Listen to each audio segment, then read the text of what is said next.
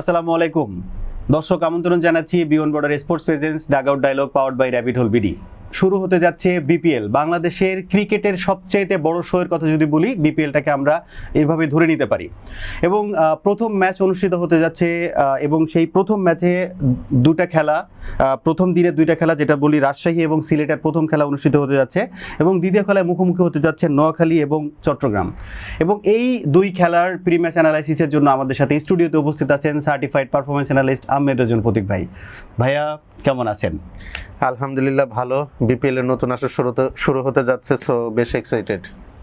আমরা বিপিএল নিয়ে আসলে আমাদের বাংলাদেশি যারা কোর ক্রিকেট ফ্যান, এরাও রিসেন্ট একটা টাইমেও কিন্তু এটার ব্যাপারে আগ্রহটা হারাচ্ছিল, যে আসলে ওইভাবে আমেজ নেই, ফরেন ক্রিকেটার্স কম, কিংবা লোকাল ক্রিকেটারদের পারফরমেন্স সব মিলে একটা ডাল একটা সিজন আমরা এর আগে কিছুগুলো দেখেছি। তো আপনার কাছে কি মনে হয় যে এই সিজনটা কতটুকু চার্মিং হতে যাচ্ছে, আমাদের মতো ক্রিকেট অনুরাগীদের জন্য কতটুকু একটা ভালো খেলা দিতে যাচ্ছে?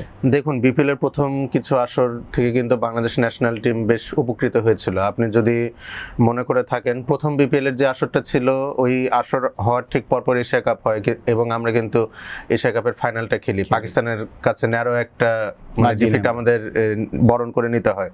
সো ইনিশিয়ালি কিন্তু বিপিএল এর বেশ বড় একটা ইম্প্যাক্ট ছিল, আমরা বেশ কিছু সুপারস্টারও পেয়েছি বিপিএল এর মাধ্যমে, কিন্তু কালের পরিক্রমায় ওই আমেজটা কিন্তু আসলে ধরে রাখতে পারিনি।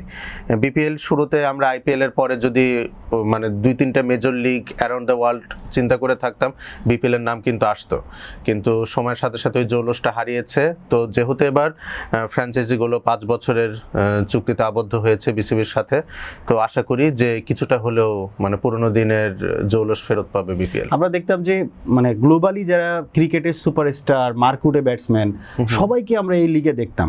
তো একটা জিনিস একসময় দেখতাম, কিন্তু এখন হয়তো আপনি বলতে পারেন যে না, আগে বিপিএল কিংবা 2-3টা ফ্রাঞ্চাইজি টুর্নামেন্ট হতো, এখন অনেকগুলো টুর্নামেন্টের কারণে হয়তো তাদেরও টাইমিং পাওয়া যায় না। বাট আমরা থাকে না যে অনেক সময় দেখি যে আইপিএল এর সাথে কম্পেয়ার করে পিএসএলও অনেক সময় নিজেদেরকে চয়েস করে যে না, আমি আইপিএল খেলবো না, পিএসএল খেলবো। তো ওই বিপিএল এর জায়গাটা আমরা কবে দেখতে পারি? এবার দেখা যাক। বেশ কিছু quality foreign player signed in হয়েছে, এবং আইএল টি20টা যেহেতু শেষ হয়ে যাবে বিপিএল এর প্রথম 7-10 দিনের মধ্যে, তো আমরা আশা করছি যে বেশ কিছু মানে কোয়ালিটি ক্রিকেটার্স আমরা আনতে পারবো, বা অনেকে অলরেডি যুক্ত হয়েছেন। তো দেখা যাক আর কি। এই আসরটা আমার মনে হয় যে অ্যাসিড টেস্ট হবে বিপিএল অ্যারেঞ্জিং কমিটির জন্য। এটা থেকে আসলে আমরা বলতে পারবো যে সামনের 3-4টা আসর বিপিএল এর কেমন যাবে।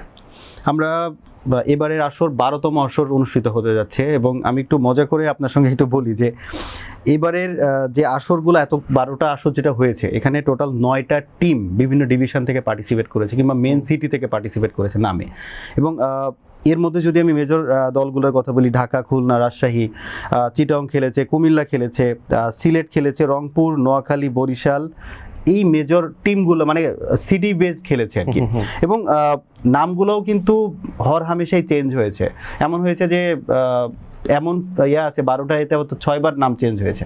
আমি একটু যদি নামগুলো বলি, ঢাকা 3 বার চ্যাম্পিয়ন হয়েছে পার্টিসিপেশনের মধ্যে। এখানে নাম চেঞ্জ হয়েছে, ঢাকা গ্ল্যাডিয়েটর হয়েছে, ডাইনামাইটস হয়েছে, দুর্দান্ত ঢাকা হয়েছে, ডোমিনেটরস হয়েছে, ক্যাপিটাল নিয়ে এখন খেলছে। চেঞ্জের কোনো শেষ নেই। এরপরে খুলনার কথা যদি আমি বলি, খুলনা ফার্স্টে হচ্ছে রয়্যাল বেঙ্গলস নামে খেলেছে, এরপরে খুলনা টাইটান্স খেলেছে, এখন এই সিজনে খেলছে না। রাজশাহী তারা 2-3 সিজন যেটাই খেলেছে না কেন ফার্স্ট সিজনের পরে, কিন্তু একবার চ্যাম্পিয়নও হয়েছে রাজশাহীর কথা যদি বলি।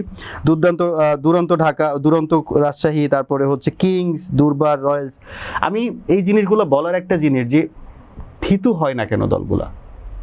এটা তো আসলে চুক্তিটাই তো ওইভাবে কখনো করা হয়নি। কিন্তু ধরেন একটা সময় বিপিএল ছিল, আপনি যখন এই যে ষষ্ঠ, সপ্তম, অষ্টম আসরের দিকে আসবেন, তখন 3টা সাইড কিন্তু খুব ফর্মিডেবল ছিল। That is Rangpur Riders, Comilla Victorians, আর হচ্ছে ঢাকা ডাইনামাইটস। তো তারা কিন্তু বিসিবির সাথে যোগাযোগ করার চেষ্টা করেছিল এবং বলেছিল কিন্তু যে লম্বা সময় চুক্তিবদ্ধ হতে।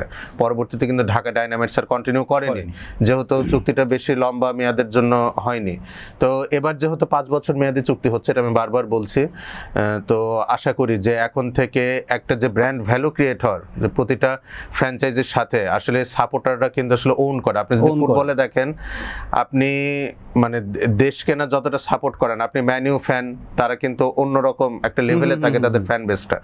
আইপিএল এর ক্ষেত্রে কিন্তু আপনি দেখতে পারবেন যে আপনি কেকেআর এর কথা বলেন, মুম্বাই ইন্ডিয়ান্সের কথা বলেন, এই মানে ফ্র্যাঞ্চাইজিগুলো কিন্তু একদম মানে শুরু থেকে রয়েছে। পুনেকে আমরা একবার দেখেছি, এরপরে কয়েকটা 2টা সিজন না 3টা সিজন খেলার পরে অফ হয়েছে। এই ছাড়া একটা 2টা চেঞ্জ ছাড়া চেঞ্জ ছাড়া, মেজর চেঞ্জ ছাড়া হায়দ্রাবাদের মালিকানা চেঞ্জ হয়েছে। শুরুতে ডেকান চার্জার্স ছিল, এখন সানরাইজার্স হায়দ্রাবাদ আর হয়েছে। হচ্ছে আপনার ইয়াদের এটা চেঞ্জ হয়, রাজস্থান রয়্যালসের ফার্স্টে মালিকানাটা মনে চেঞ্জ হয়েছে।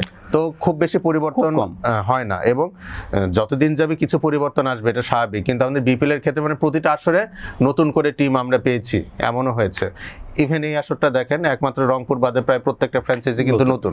তো এটা হলে হয় কি যে দর্শকদেরই যে একটা টিমকে ওন করার যে বিষয়টা, সেটা কিন্তু তারা খুঁজে পান না।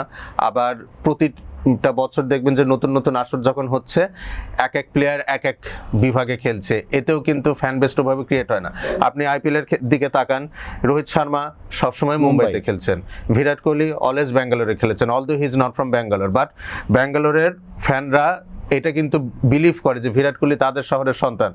চেন্নাইতে ধোনি খেলছেন, although he is from Ranchi, কিন্তু ধোনি খেলছেন চেন্নাইতে। চেন্নাইয়ের মানুষজন এখন ধোনিকে চেন্নাইয়ের সন্তানের মতো দেখে। সো এই যে ফ্যান বেস ক্রিয়েট হওয়ার বিষয়টা, এটা বিপিএল এ কখনো ভাবে তৈরি হয়নি, তৈরি হওয়ার মঞ্চও আসেনি। তো আশা করি নতুন দিনের সূচনা হবে, যেটা আমরা প্রতি বছর বিপিএল আয়োজিত হওয়ার আগে ভাবি যে এবারকার বিপিএল অন্যরকম হবে গতবারের থেকে, কিন্তু আমি খুব আশা করবো এবার যেন আমরা আশাহত না হই। দর্শক, একটা জিনিস জানিয়ে দিতে চাই যে আমরা বিয়ন্ড বর্ডার্সের পর্দায় আপনারা টিম অ্যানালাইসিসগুলো দেখতে পাচ্ছেন, প্রত্যেকটা টিমের 11টাও আপনারা ওখানে দেখতে পাবেন। এবং আমি আরেকটা জিনিস জানিয়ে দিতে চাই দর্শকদেরকে যে উদ্বোধনী অনুষ্ঠানের কারণে প্রথম ম্যাচ শুরু হতে যাচ্ছে 3টায় এবং দ্বিতীয় ম্যাচ 7:45-এ। আমরা টিম অ্যানালাইসিসের যে পোর্শনটুকু আমরা করেছিলাম, এরপরেও কিন্তু লাস্ট 2-1 দিনে অনেকগুলা নতুন নতুন প্লেয়ার ইনক্লুশন হয়েছেন। তো আমি যা জানতে চাই যে ফার্স্ট যে ম্যাচটা অনুষ্ঠিত হতে হচ্ছে রাজশাহী এবং সিলেটের মধ্যে, আপনার কাছে কি মনে হয় যে নতুন ইনক্লুশন যে 1-2 জন এসছে এবং এটার মধ্যে আসলে টিমটা কতটা ফর্মিডেবল মনে হচ্ছে আপনার? রাজশাহী টিমটা তো অনেক ওয়েল রাউন্ডেড সাইড, এবং আমি শুরুতেই বলছিলাম যে until the knockout stage begins, Rajshahi রাজ করবে হয়তো এবারকার বিপিএল এ। তাদের আসলে আসল পরীক্ষাটা হবে যখন বাদবাকি টিমগুলো তাদের সুপারস্টারদেরকে ফুললি অ্যাভেলেবলি পাবে। সেই সময় রাজশাহীর এই মানে মিডিওকার বাঞ্চ অফ ফরেনার্স দিয়ে সেই মোমেন্টে কি করতে পারবে, সেটা একটা দেখার বিষয়। বাট একদম শুরুতে যদি বলি, সব কয়টা স্কোয়াডের যে অবস্থা, সেই তুলনায় কিন্তু রাজশাহী অনেক ব্যালেন্সড একটা স্কোয়াড, এবং তারা এরকম ফরেনারদেরকে সাইন ইন করেছে যাদেরকে তারা পুরোটা সিজন ধরে পাবে। তো সেই ক্ষেত্রে প্রথম ম্যাচে অবশ্যই রাজশাহী ফেভারিট থাকবে। সেক্ষেত্রে আমরা একটু আপনার সঙ্গে অ্যাড করতে চাই, রাজশাহী রিসেন্টলি তাদের টিমে ইনক্লুশন করেছে জিমি নিশাম, নিউজিল্যান্ডের অলরাউন্ডার, এছাড়া নেপালি হচ্ছে সন্দীপ লামিচানে, এছাড়া হুসেন তালাত পাকিস্তানি অলরাউন্ডার। এই তিনটা কি আপনার কাছে মনে হয় যে তিনটা ইনক্লুশনটা এই টিমটাকে আরো বেশি ব্যালেন্স করে? অবশ্যই, জিমি নিশাম তো এক্স ফ্যাক্টর প্লেয়ার। যেদিন ওনার দিন, সেদিন আসলে প্রতিপক্ষের সুযোগ, ব্যাটে হোক বলে হোক ফিল্ডিং এ হোক, ব্যাট হাতে বিশেষ করে জিমি নিশামের যে ক্যাপাবিলিটি আমরা দেখে থাকি, ব্যাট হাতে সেটা বেশি দুর্ধর্ষ হয়ে থাকে। বল হাতে আমরা হার্ডলি জিমি নিশামকে দেখি যে 4টা ওভার বল করতে, ফুল কোট অফ ওভার্স বোলিং করতে। বাট ইনিশিয়ালি জিমি নিশামকে কিন্তু পাবে না, কজনে আইএল টি20তে দুবাই ক্যাপিটালসের হয়ে খেলছেন, এবং মোস্ট প্রবাবলি তারা পরের রাউন্ডে কোয়ালিফাইও করবে। তাই যদি হয়ে থাকে তাহলে বোধহয় জিমি নিশামের সার্ভিস আমরা প্রথম 7 থেকে 10 দিন বিপিএল এর এটা পাচ্ছি না। But Sandeep Lamichhane is a very good addition. কিন্তু দুশান হেমান্তা আরেকজন লেগি কিন্তু শ্রীলঙ্কার অলরেডি ছিল, তো সেই জায়গায় লামিচানের ইনক্লুশন কতটুকু বাড়তি প্রভাব ফেলবে, এটা নিয়ে আমার একটু ডাউট রয়েছে। হয়তো অ্যাভেলেবিলিটির কারণেও হতে পারে, এমন কিছু হতে পারে। বাট আই ডোন্ট থিঙ্ক যে দুশান হেমান্ত অন্যান্য কোনো লিগে এনরোল রয়েছেন, আমার মনে হয় না। দুজনই হয়তো ফুললি অ্যাভেলেবল থাকবেন, এবং বিদেশি প্লেয়ারদের ক্ষেত্রে একই ডাইমেনশনের দুটো প্লেয়ার নেওয়ার পক্ষপাত আমি কখনোই না। তো এটা একটা প্রশ্নের জায়গা থাকবে যে কি ভেবে দুজন লেগ স্পিনার ফরেনারকে তার ইনক্লুড করেছে, এবং বাংলাদেশের ওয়াসি সিদ্দিকী উনিও কিন্তু লাইন আপে, 3জন লেগ স্পিনার রয়েছে রাজশাহীতে, এটা তাদের একটা লাক্সারি বলতে পারি আমরা। হুসেন তালাত খুবই ইউটিলিটি ক্রিকেটার, এবং যেহেতু এই বিপিএলটা এবার শীতকালে আয়োজিত হচ্ছে, উইকেটে কিছুটা ময়েশ্চার থাকবে। সো হুসেন তালাত কিন্তু এই টাইপেরই বলার, যে সুইং এবং সিম মুভমেন্টের উপর ভরসা করে অনেকটা বোলিং করে থাকেন। সো আমার মনে হয় যে হুসেন তালাতের ইনক্লুশন খুবই ভাইটাল হতে যাচ্ছে। আমরা অফ ক্যামেরা একটা কথা বলছিলাম যে সিলেট টাইটান্সের মালিকানা নিয়ে যখনই কথা হচ্ছিল, তো আমরা একটা মানে এক্সপেকটেশন ছিল যে না, উনি ক্রিকেট নিয়ে কাজ করেন এবং টিমটা হয়তো আরো ব্যালেন্স হতে পারে। কিন্তু যদি আমি আপনার কাছে জানতে চাই যে এখানে ফরেন যে রিক্রুটগুলো দেখেছি আমরা রিসেন্ট টাইমে, অ্যাঞ্জেলো ম্যাথিউস আছে, অ্যারন জোন্স আছে, আজমতুল্লাহ ওমর জয় আছেন, মঈন আলী, সাইম আয়ুব এবং যদি মোহাম্মদ আমিরের কথা বলি, এরপরে ইথার ব্রুকস আছে। তো এই ওভারঅল যে ফরেন রিক্রুটস এবং লোকাল যে ব্যালেন্সটা দেখছেন, আপনার কাছে কি মনে হয় যে 11 সাজানোর পরে অ্যাভেলেবল প্লেয়ারের সংখ্যাই তো আমার কাছে কেন জানি মনে হচ্ছে কম? না, এই প্রথম কয়টা ম্যাচের ক্ষেত্রে হয়তো ফরেনার্স আমরা যেই কথাটা বলছি যে মঈন আলী এবং ওমর জাই, তারা দুজন তো গালফ জায়ান্টসের হয়ে খেলছেন IL-T20-তে এবং তারাও সম্ভবত কোয়ালিফাই করবেন পরের রাউন্ডে। সো ইনিশিয়ালি তাদের দুজনকে পাওয়া যাবে না। তো মঈন আলীর চেয়ে আজমতুল্লাহ ওমর জাইকে সিলেট বেশি মিস করবে, কজ উনি খুবই ভালো ফর্মে রয়েছেন, নতুন বলে ভালো বল করে থাকেন এবং ব্যাট হাতে উনি দুর্দান্ত, ক্যামিও ইনিংস গুলো খেলে থাকেন মিডল অর্ডারে। সো আজমতুল্লাহ ওমর জাই উইল বি মিসড, এটা বলতে পারি। বাট মঈন আলীর কিন্তু রিপ্লেসমেন্ট যথাযোগ্য রয়েছে, সাইম আয়ুব। সো সেই ক্ষেত্রে খুব একটা প্রবলেম হবে না। এবং আপনি যদি সিলেটের স্কোয়াডের দিকে তাকান, তাদের কিন্তু বেশ কিছু কোয়ালিটি লোকাল প্লেয়ার্স রয়েছে। সো আমি যদি দেখি প্রথম ম্যাচে যে তারা 3 জন ফরেনার নিয়ে খেলছে, আমার মনে হয় না যে সেই ক্ষেত্রেও টিমের ব্যালেন্স খুব একটা হ্যাম্পার্ড হবে। আমি যদি দুইটা টিমের একবার 11টা যদি অ্যাট এ গ্লান্স আপনার কাছে জানতে চাই, কেমন দেখছেন 11টা? আচ্ছা, আমি তাহলে সিলেট টাইটান্সের 11টা দিয়ে শুরু করছি, যেহেতু তারা স্বাগতিক প্রথম ম্যাচে বলতে পারি। তাহলে আমি শুরুতে দেখতে চাবো পারভেজ হোসেন ইমন এবং মেহেদী হাসান মিরাজকে। এবং এখানে একটা ডিলেমার বিষয় যে উইকেট কিপিং সিলেট টাইটান্স কাকে করাবেন, সেই ক্ষেত্রে ইমন কিন্তু একজন ক্যান্ডিডেট হতে পারেন উইকেট কিপিং এর ক্ষেত্রে। তাহলে ওপেনিংয়ে পারভেজ হোসেন ইমন, মেহেদী হাসান মিরাজ, নাম্বার 3-তে সাইম আয়ুব, যাকে আমরা মঈন আলী রিপ্লেসমেন্ট বলে থাকছি। উনি কিন্তু পাকিস্তান ন্যাশনাল টিমেও নাম্বার 3-তে ব্যাটিং করেছেন বিগত এশিয়া কাপে, প্লাস ওনার অফ স্পিনটা কিন্তু খুবই হ্যান্ডি। নাম্বার 4-এ জাকির হাসানকে দেখতে চাচ্ছি আমি। রনি তালুকদার কি তাহলে আপাতত ফার্স্ট? না, ইনিশিয়ালি ওনাকে আমি সাইড লাইনে রাখার পক্ষপাতী। ইভেন তৌফিক খান তুষার, তাকেও আমি ইনিশিয়ালি মেইন 11-এ দেখতে পাচ্ছি না। তারপর জাকিরের পরে 4 নম্বরে জাকির হাসান এবং 5 নম্বরে যত ওমর জাই অ্যাভেলেবেল নয়, তাহলে অ্যাঞ্জেলো ম্যাথিউস হয়তো ওখানে ইনক্লুডেড হবেন। নাম্বার 6-এ আফিফ হোসেন ধ্রুব, অনেকদিন ধরে আমরা তাকে চেষ্টা করেছি ন্যাশনাল টিমে ফিনিশার রোলে প্লেস করার ক্ষেত্রে, তো এটা তার জন্য নিজেকে প্রমাণের একটা নতুন মঞ্চ হতে পারে। নাম্বার 7-এ ইদার অ্যারন জোন্স আর আরিফুল ইসলাম, বাংলাদেশ আন্ডার-19 ব্যাটার, ওনাদের দুজনের যে কোনো একজনকে আমি দেখতে চাচ্ছি। বাট আমরা অ্যারন জোন্সকে তো ওপেনিং এ দেখি। অ্যারন জোন্স বেসিক্যালি ইউএসএ তে মিডল অর্ডারে ব্যাটিং করে থাকেন। তো যেহেতু এখানে সাইম আয়ুব, জাকির হাসান রয়েছেন, অ্যাঞ্জেলো ম্যাথিউসও হয়তো খেলবেন, সেক্ষেত্রে অ্যারন জোন্সকে যদি খেলাতে হয়, আমার মনে হয় ফিনিশার রোলে তাকে খেলালে বেশিটা উনি ইউটিলাইজড হবেন। এবং খুব একটা প্রবলেম এটাও হবে না যদি অ্যারন জোন্সকেও না খেলানো হয়। আরিফুল ইসলাম রয়েছেন, উনি কিন্তু লং হ্যান্ডেলে ব্যাট করে থাকেন এবং লাস্ট দুটো বিপিএলে উনি কিন্তু ফরচুন বরিশালের ডাগ আউটে তাকে পুরোটা সিজন কাটাতে হয়েছে। আমার মনে হয় এটা আরিফুল ইসলামের মতো ব্যাটারের জন্য মানে একটু দুঃখজনক বিষয় যে এত বড় ফ্র্যাঞ্চাইজিতে থাকলে হয় কি যে টিম কম্বিনেশনের জন্য নিজের আসলে প্রপার জায়গাটা খুঁজে পাওয়া যায় না। তো এবার যেহেতু একটা মাঝারি মানের দলে উনি ইনক্লুডেড হয়েছেন, আমি খুবই চাইবো যে আরিফুল ইসলাম উনি যেন ম্যাচ টাইম পান, কারণ যখন উনি আন্ডার-19 খেলেছেন তখন কিন্তু বাংলাদেশের হয়ে উনি দুর্দান্ত পারফর্ম করেছেন। আন্ডার-19 ওয়ার্ল্ড কাপে ওনার পাকিস্তানের বিরুদ্ধে সেঞ্চুরিও রয়েছে। So he is a good player to be in the squad. নাসুমকে আমরা দেখতে পাচ্ছি। নাম্বার 8-এ আপনি নাসুমকে দেখতে পারেন, বা রাহাতুল ফেরদৌস, অলরাউন্ডার আরেকজন, উনিও লেফট আর্ম অর্থোডক্স বোলার। এই দুজনের যে কোনো একজনকে হয়তো সিলেট টাইটান্স খেলাতে চাইবেন। নাম্বার 9-এ রুয়েল মিয়া, লেফট আর্ম ফাস্ট বোলার, উনি কিন্তু ঘরোয়া লিগে ডিপিএলে বেশ ভালো পারফর্ম করেছেন। সো রুয়েল মিয়া কিন্তু খুবই ভালো একটা ইনক্লুশন হবে। পেস বোলিংয়ে ভ্যারিয়েশন আসবে, অ্যাঙ্গেলের কিছু ইস্যুস রয়েছে। সো লেফট আর্ম পেসার একজন খুবই কাঙ্ক্ষিত থাকে 11গুলোতে। রুয়েল মিয়া সেখানে এই পারপাসটা সার্ভ করতে পারবেন আমি আশা করি।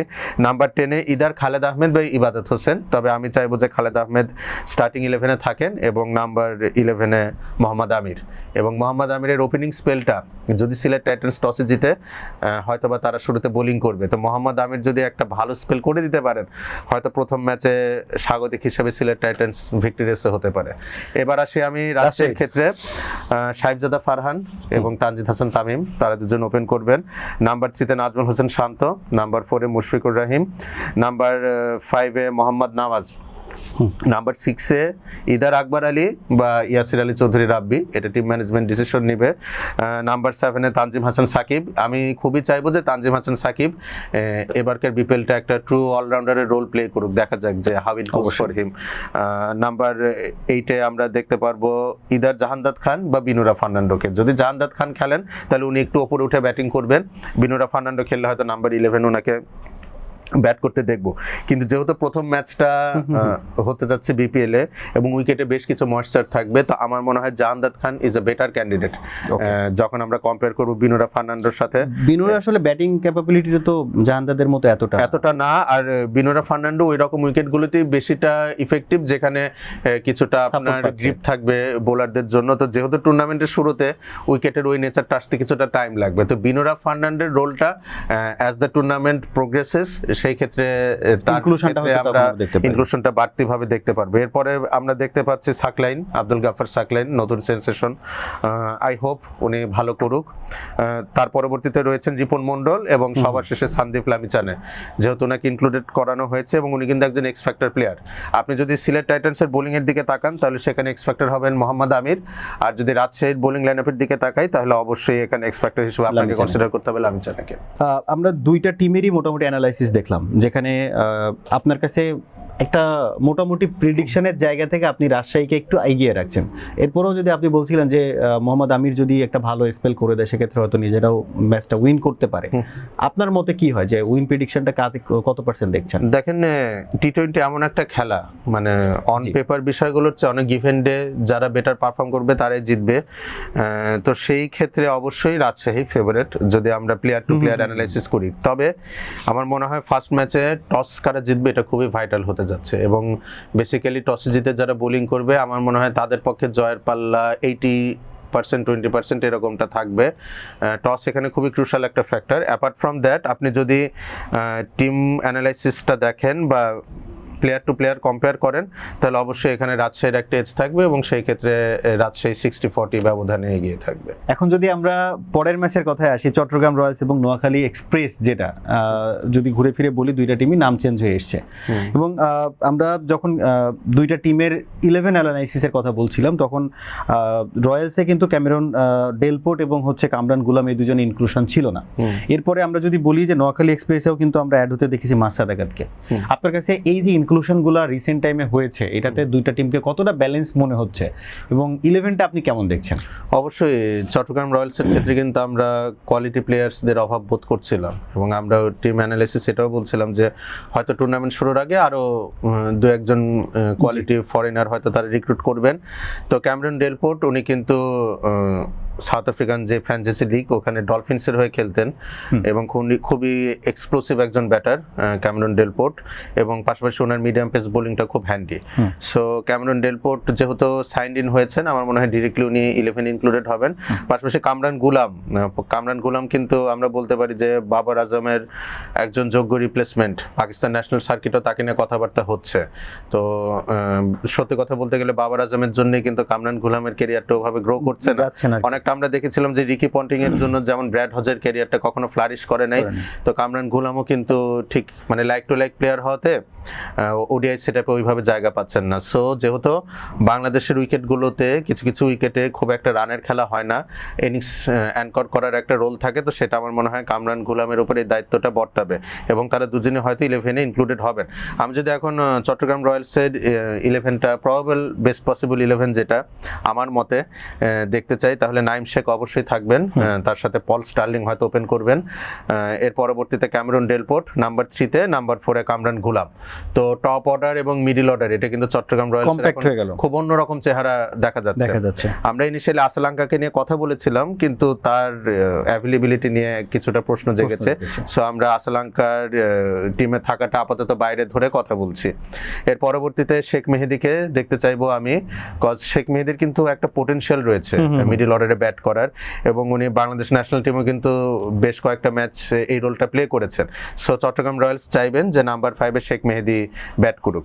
এর পরবর্তীতে কিছুটা ভ্যাকুয়াম ক্রিয়েট হচ্ছে চট্টগ্রাম রয়্যালস লাইন আপে এবং সেখানে পরীক্ষিত ব্যাটারের অভাব রয়েছে। তো আমি খুবই চাইবো যে উনি ইনজুর্ড, হয়তো বা টোটাল বিপিএলই খেলতে পারবেন না, এলস তো চট্টগ্রাম রয়্যালসের মিডল অর্ডারটা অনেক স্টেবল হতো। তবে মাহমুদুল হাসান জয় সম্ভবত ইনজুরির জন্য প্রথম ম্যাচ কিছু তো খেলতে পারবেনই না, হয়তো পুরো বিপিএলই উনি থাকছেন না।